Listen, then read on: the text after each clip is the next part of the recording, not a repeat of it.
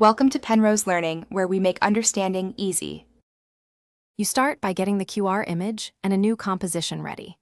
Open Alight Motion and create a 1920 by 1080 project at 30 FPS so sizing stays predictable. Import the QR PNG or JPG and place it on the timeline. Make sure it's centered and scaled so the scanner can read it.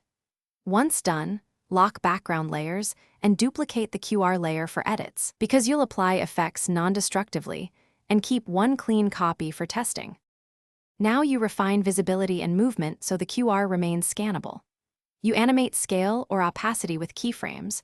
Start small and ease into full size so viewers get a clear reveal. Easing makes it feel natural. Adjust blend mode and opacity to preserve contrast. If background is busy, add a thin white stroke or drop shadow to separate the code. Once done, preview at full resolution to confirm scanning reliability before adding final export settings. Finish by exporting the final asset at full resolution. If you need a static QR, export a PNG. For video, export MP4 at your composition size. You should immediately test the result with different phone cameras and scanning apps.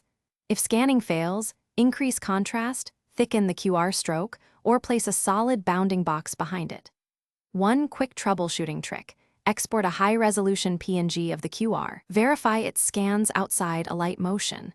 Then re-import that verified image into your project to guarantee reliability. Thanks for watching. If this was helpful, leave a like and consider subscribing. See you next time.